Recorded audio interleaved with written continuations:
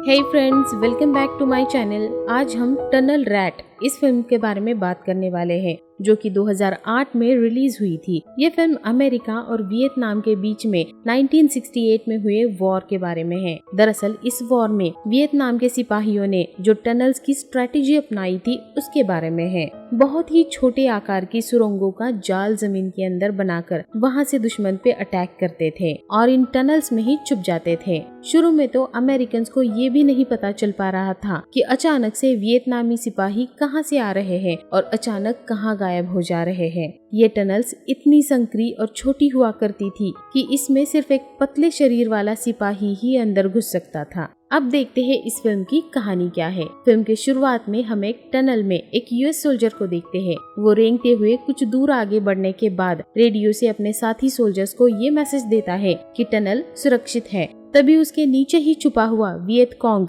मतलब वियतनामी सिपाही लकड़ी घुसा के उस यूएस सोल्जर को मार डालता है। फिर कुछ समय बाद वहाँ एक हेलीकॉप्टर कुछ यूएस सोल्जर्स को लेकर आता है। ये सोल्जर्स मरे हुए सोल्जर्स के बदले में आए हैं। उनके उतरने के बाद मरे हुए सोल्जर्स को हेलीकॉप्टर में डालकर वहाँ से वो हेलीकॉप्टर चला जाता है। फिर सभी यूएस सोल्जर्स उनके कैंप में जाते हैं। इनका कैंप जंगल के ठीक बीचों बीच है। इनके वहाँ पे सेटल होने से पहले ही वहाँ लेफ्टिनेंट हॉलोबर्न आ जाते हैं और कहते हैं कि कल हम पहली टनल में जाएंगे, तो आज आराम करो। फिर लेफ्टिनेंट हॉलोबर्न सार्जेंट माइक को पकड़े हुए वियत कॉन्ग स्नाइपर को फांसी देने के लिए कहते हैं। माइक ऐसा नहीं करना चाहता। वो कहता है कि ऐसा करना सही नहीं होगा, आखिर वो भी तो एक सिपाही है। तब हॉलोबर्न कहता है कि वो कोई सिपाही नहीं है और अगर हमें यहाँ पर जिंदा रहना है तो इन्हें मारना होगा। तब हॉलोबर्न की बात सुनकर मायूस चेहरा लेकर माइक वहाँ से बाहर आता है और फिर सभी सोल्जर्स के सामने उस वियत कॉन्ग स्नाइपर को फांसी दी जाती है। जंगल में छुपकर एक वियत कॉन्ग ये सारा नजारा देख रहा था। सबके जाने के बाद माइक अपने जज्बातों को रोक नहीं पाता और रो पड़ता है। हॉलोबर्न का ये फैसला और भी कई सोल्जर्स को बिल्कुल पसंद नहीं आया था। फिर सभी लोग खाना खा रहे थे। तब मिलेर नाम का सोल्जर जॉनसन और पोर्टरसन के पास आ जाता है और उनसे बात करने लगता है, पर वो दोनों मिलेर से बात करने में इंटरेस्टेड नहीं थे। तो मिलेर वहाँ से दूसरी जगह पर जाकर बैठ जाता है। दरअसल मिलेर जंग के इस माहौल से बहुत डर गया है। वो सही सलामत जल्दी से जल्दी अपनी माँ के पास जाना चाहता है। उसके बाद वेरानो नाम का सोल्जर माइक से पूछता है कि आपको किसी को इस तरीके से फांसी देते हुए डर नहीं लगता। दरअसल वेरानो उसे जता रहा था कि तुमने जो किया था वो बहुत गलत है। तब जवाब में माइक कहता है कि ये सिर्फ जिंदा रहने की जंग है और यहाँ पे जिंदा रहने के लिए ये जरूरी है। यहाँ कुछ भी अच्छा या बुरा नहीं है। यहाँ कुछ भी ब्लैक या फिर व्हाइट नहीं है। सब कुछ ग्रे है और तुम भी ये बात जल्दी से जल्दी समझ लो। फिर रात में वेरानो और जिम सिगरेट पी रहे थे। तब जॉनसन इन्हें कहता है कि सिगरेट पीना खतरनाक साबित हो सकता है, क्योंकि जब हम टनल में जाएंगे तो वहाँ के वियत कॉन्ग्स को इसके स्मेल से पता चल सकता है कि हम कहाँ पर हैं। दूसरे दिन सभी सोल्जर्स अपने कैंप से टनल की तरफ निकलते हैं। उन्हें आते हुए दो वियत कॉन्ग्स देख लेते हैं और आखिरकार सभी सोल्जर्स उस टनल के पास पहुँच जाते हैं। इन लोगों को ये टनल कल रात को ही मिल गई थी, लेकिन ये लोग रात में टनल्स के अंदर नहीं जाते, इसीलिए आज दिन में ये टनल के अंदर जाएंगे। टनल के अंदर गैरेटी नाम का एक सिपाही जाता है। थोड़ी ही देर में उसे एक वियत कॉन्ग गोली मार देता है, जिसकी आवाज टनल के बाहर खड़े सोल्जर्स सुन लेते हैं। फिर दूसरा सोल्जर टनल में जाता है और उस वियत कॉन्ग को गोली मारकर गैरेटी को वापस टनल के बाहर लाता है। बाहर आते ही गैरेटी की मौत हो जाती है। फिर टनल में ग्रेनेड फेंकते हैं और उसके बाद आंसू गैस भी छोड़ी जाती है। हॉलोबर्न गैरेटी को लेकर बेस कैंप में चला जाता है और उसके साथ और दो सैनिक भी चले जाते हैं। उसके बाद पोर्टरसन और जॉनसन टनल के अंदर जाते हैं और मारे गए दो वियत कॉन्ग्स को टनल के बाहर लाके फिर से टनल में वापस जाते हैं। नीचे रास्ते में इन्हें एक वायर के साथ ग्रेनेड लगा हुआ मिलता है। ये लोग उसे निष्क्रिय कर देते हैं। कुछ ही दूर जाने के बाद जॉनसन को टनल के बाहर निकलने का रास्ता मिल जाता है। उसी टनल के बाहर एक महिला वियत कॉन्ग सिपाही इनका इंतजार कर रही थी, जिसका नाम वो माई है। जॉनसन जैसे ही टनल के बाहर अपना सिर निकालता है, तुरंत ही वो माई जॉनसन के गले में लकड़ी घुसाती है, जिससे जॉनसन तड़प उठता है। उसकी ये तड़प, उसका ये दर्द वो माई भी नहीं देख पा रही थी। उसे भी बहुत बुरा लग रहा था। लेकिन इस जंग के माहौल में सबको वो सब कुछ करना पड़ रहा था जो वो बिल्कुल भी नहीं करना चाहते। जॉनसन तड़प तड़प कर अपना दम तोड़ देता है। उसके बाद वो माई टनल में ग्रेनेड फेंकती है, जिसके ब्लास्ट की वजह से पोटरसन, जो कि अभी भी टनल में ही था, वो घायल हो जाता है और मिट्टी में दब जाता है। फिर वो माई दूसरे टनल में घुस जाती है। वहाँ पर एक कमरा है जिसमें जाकर वो ओमेट कर देती है और परेशान होकर अपने हाथ में लगा हुआ खून साफ कर लेती है। तभी वहाँ पर एक छोटा लड़का उसके लिए एक मैसेज लेकर आता है। ठीक जॉनसन के नीचे टनल में ही बनी हुई एक रूम में वियत कॉन्ग्स की मीटिंग शुरू है, जहां पर ये डिसीजन लिया जाता है कि अब ये लोग यूएस के बेस कैंप पे अटैक करने वाले हैं। ये सभी लोग जानते हैं कि वहां पर अटैक करना यानी कि मौत को गले लगाने जैसा है, लेकिन इनका इस जंग में देश के लिए मरना एक सम्मान की बात है। माइक वेरानो और ग्रीन को लेकर जॉनसन और पोटरसन को, जो कि टनल में गए थे, उनको ढूंढने के लिए जाता है। जंगल में कुछ दूर जाने के बाद इन्हें टनल का दूसरा छोर मिल जाता है, जहां पर जॉनसन गले में लकड़ी घुसने की वजह से मरा पड़ा था। वो टनल के दरवाजे पे अभी भी लटक रहा था। इसे देखकर तीनों भी बहुत दुखी हो जाते हैं। जॉनसन को वहीं पे छोड़कर तीनों लौट आते हैं। टनल के अंदर मिट्टी के नीचे दबे हुए पोटरसन को होश आ जाता है और वो आगे बढ़ने लगता है। दूसरी तरफ टनल में मरे हुए वियत कॉन्ग को उसके साथी टनल के अंदर ही दीवारों में दफना देते हैं। माइक, वेरानो और ग्रीन वापस वहीं पे आ जाते हैं जहां से जॉनसन और पोटरसन शुरुआत में टनल के अंदर गए थे। वहां पर हैरिसन लीडफोर्ड को जॉनसन के मौत की खबर सुनाता है। फिर माइक हैरिसन को बेस कैंप पे रेडियो के जरिए कांटेक्ट करने के लिए कहता है और फिर खुद पोटरसन को ढूंढने के लिए टनल में जाता है। उसके साथ वेरानो और ग्रीन भी टनल में जाते हैं। हैरिस बेस कैंप पे कांटेक्ट नहीं कर पा रहा था क्योंकि उसका रेडियो खराब हो चुका है। उधर टनल के अंदर जहां पर वियत कॉन्ग्स की मीटिंग चल रही थी, वहां एक सैनिक बताता है कि उसके सामने ही 3 अमेरिकी सैनिकों ने एक वियतनामी महिला पे जबरदस्ती की और ये वहां चुपके से सब कुछ देख रहा था, लेकिन कुछ भी नहीं कर पाया। ये उन लोगों को रोक नहीं सका और अब उसको सिर्फ अमेरिकी सैनिकों को मार कर इस चीज का बदला लेना है। दूसरी तरफ टनल में माइक, वेरानो और ग्रीन, ये तीनों भी थोड़ा दूर जाने के बाद माइक अचानक से एक गड्ढे में गिर जाता है। दरअसल वियत कॉन्ग्स ने टनल में जगह जगह पर जाल बिछा कर रखे हुए थे। कहीं पे गड्ढे खोदकर उनके अंदर नुकीली चीजें डालकर गड्ढों को ढक कर रखा था, तो कहीं पे सांप और बिच्छुओं को छोड़कर रखा था। माइक गड्ढे में गिर जाता है तो वहाँ की नुकीली चीजें उसके शरीर में घुस जाती है, जिसकी वजह से माइक बहुत जख्मी हो जाता है और उसकी मौत वहीं पर हो जाती है। वेरानो माइक को आवाज देता है, वो उसे बचाना चाहता था। तभी एक वियत कॉन्ग गोलियां चलाकर वेरानो को मार डालते हैं। अब टनल के बाहर हैरिस और लीडफोर्ड को बहुत वक्त हो चुका है इनका इंतजार करते हुए और अचानक से इन पर वियत कॉन्ग्स हमला कर देते हैं। ये दोनों भी जवाबी हमले में वियत कॉन्ग्स पर गोलियां चलाते हैं। अचानक से एक गोली लीडफोर्ड को लग जाती है और गोलियों से बचने के लिए दोनों भी टनल में घुस जाते हैं और उनके पीछे पीछे गोलियां चलाने वाले 2 वियत कॉन्ग्स भी टनल के अंदर घुस जाते हैं। आगे जाकर हैरिस देखता है कि टनल की दीवार की मिट्टी गिर रही है। तब वो थोड़ी मिट्टी हटाता है तो उसके ऊपर एक लाश गिर पड़ती है, जिससे हैरिस बहुत डर जाता है।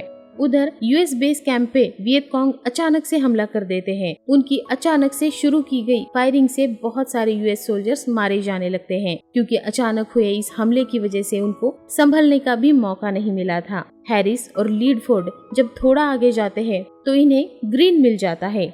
लीडफोर्ड की हालत बहुत खराब हो रही है। अब ये तीनों आगे बढ़ते हैं। सबसे पीछे लीडफोर्ड है। तभी अचानक से वहाँ पर महिला वियत कॉन्ग वो माई लीडफोर्ड को चाकू से बुरी तरीके से काट कर मार डालती है। हैरिस और ग्रीन वहाँ बाजू में ही थे। वो ये सब कुछ देख रहे थे, लेकिन वो कुछ भी नहीं कर पाते, वो उसे बचा नहीं पाते। और अब हैरिस और ग्रीन आगे बढ़ते हैं। बहुत दूर आगे जाने के बाद ग्रीन थक जाता है, निराश हो जाता है, वो आगे नहीं जाना चाहता। यहीं पे रुककर वियत कॉन्ग्स का इंतजार करना चाहता है। हैरिस उसे चलने के लिए कहता है, लेकिन ग्रीन गुस्से में अपना आपा खो देता है और हैरिस पे गन तान कर उसे वहाँ से निकल जाने के लिए कहता है। उधर बेस कैंप पे दोनों तरफ के सोल्जर्स एक दूसरे पे टूट पड़े हैं दोनों तरफ के बहुत सारे सोल्जर्स मारे जा रहे हैं, लेकिन यूएस सोल्जर्स की हालत ज्यादा खराब है, उनका ज्यादा नुकसान हो रहा है। तब लेफ्टिनेंट हॉलोबॉर्न यूएस हेडक्वार्टर को कांटेक्ट कर लेते हैं और प्लेन से हमला करने के लिए कहते हैं, और हमला करने की लोकेशन उनका यही बेस कैंप है ये बताते हैं। और वियत कॉन्ग के हमले से बचते बचते कुछ सोल्जर्स बेस कैंप से थोड़ा दूर निकल जाते हैं। कुछ वियत कॉन्ग इनका भी पीछा करते हैं और इन पे गोलियां चलाते हैं। इसमें गैब्रिज को भी गोली लग जाती है और वो घायल हो जाता है। उसे वहीं पे छोड़कर मिलर को वहाँ से भागना पड़ता है। फिर वहाँ वियत कॉन्ग आकर गैब्रिज को मार डालते हैं। मिलर भी एक वियत कॉन्ग को गोली मारकर मार डालता है।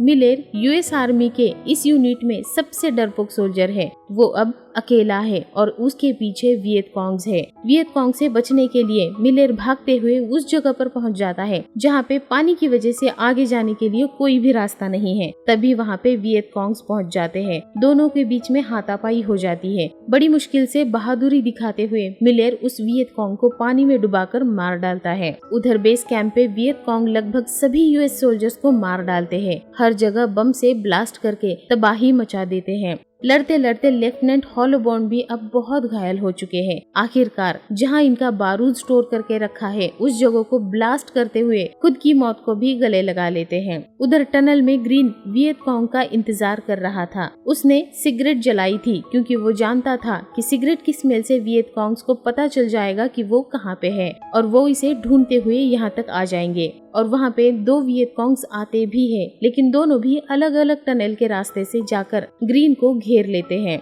एक आगे से और एक पीछे से वियत कॉन्ग आता है। पीछे से आने वाले को ग्रीन गोली मारकर खत्म कर देता है, लेकिन आगे वाला इतनी तेजी से आता है कि उसे मारने का मौका ग्रीन को मिलता ही नहीं है और वो वियत कॉन्ग ग्रीन के हाथ पे चाकू मारकर उसे जख्मी कर देता है। उसी का चाकू छीनकर किसी तरीके से ग्रीन उसे भी मार डालता है। अब ग्रीन के आगे और पीछे भी वियत कॉन्ग्स की डेड बॉडीज है, जिसकी वजह से ग्रीन वहीं पर फंसा हुआ है क्योंकि टनल इतनी छोटी है कि सिर्फ एक ही पतला आदमी रेंगते हुए बड़ी मुश्किल से इस टनल में आगे बढ़ सकता है। ग्रीन वहां से निकलने की बहुत कोशिश करता है, लेकिन वियत कॉन्ग की बॉडीज की वजह से वो निकल नहीं पा रहा था और आखिरकार वो थक कर उस डेड बॉडी के छोटे छोटे टुकड़े करने लगता है। ये सब करते हुए उसे बहुत दुख हो रहा था। वो रोने लग जाता है, लेकिन कुछ ही देर बाद वो वहाँ से निकलने में कामयाब हो जाता है।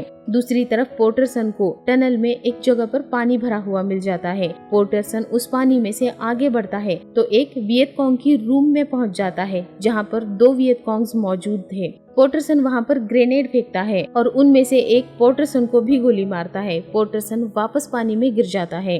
ग्रेनेड का ब्लास्ट होने के बाद वो उस रूम में वापस जाता है। वहाँ पर एक वियत कॉन्ग जिंदा बचा हुआ था, लेकिन वो बहुत जख्मी था। वो पोर्टरसन को कहता है कि मुझे गोली मत मारो। पोर्टरसन भी उसे गोली नहीं मारता है और वहाँ से निकलने लगता है। तब वो वियत कॉन्ग पोर्टरसन को सही रास्ता दिखाता है। पोर्टरसन के वहाँ से निकल जाने के कुछ ही देर बाद वो वियत कॉन्ग भी मर जाता है। पोर्टरसन उस टनल से बाहर निकलने में भी कामयाब हो जाता है। उधर ग्रीन को आगे टनल में एक बंद किया गया रास्ता मिलता है। वो उन लकड़ियों को चाकू से निकालने की कोशिश करने लगता है। तभी पीछे से एक वियत कॉन्ग पीछे वाला रास्ता बंद कर देता है। ग्रीन के उस लकड़ियों को निकालते ही वहाँ से पानी आना शुरू हो जाता है और पीछे का रास्ता बंद होने की वजह से ग्रीन वहीं पर फंसकर पानी में डूबकर मर जाता है। बेस कैंप पे मिलर और पोर्टरसन पहुंच जाते हैं। बेस कैंप पे सारे सोल्जर्स मारे जा चुके हैं। फिर इधर हैरिस एक रूम में पहुंच जाता है जहां पर महिला वियत कॉन्ग, वो माई और दो छोटे छोटे बच्चे हैं। हैरिस के हाथों में गन देखकर वो माई चाकू उठाती है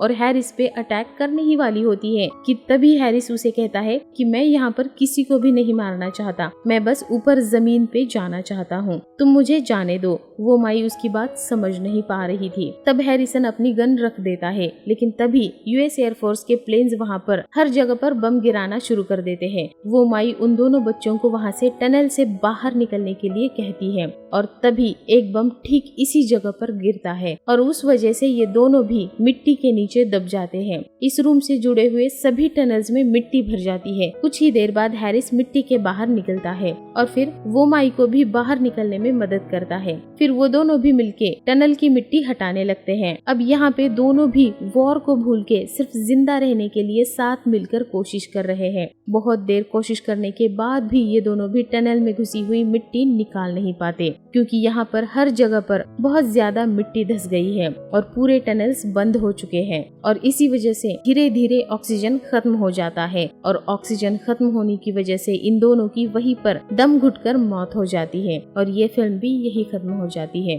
तो आपको ये फिल्म की स्टोरी कैसी लगी मुझे कमेंट करके जरूर बताइए। वीडियो को लाइक करिए, चैनल को सब्सक्राइब करिए और अपने दोस्तों के साथ शेयर भी करिए। And finally thanks for watching. Bye bye.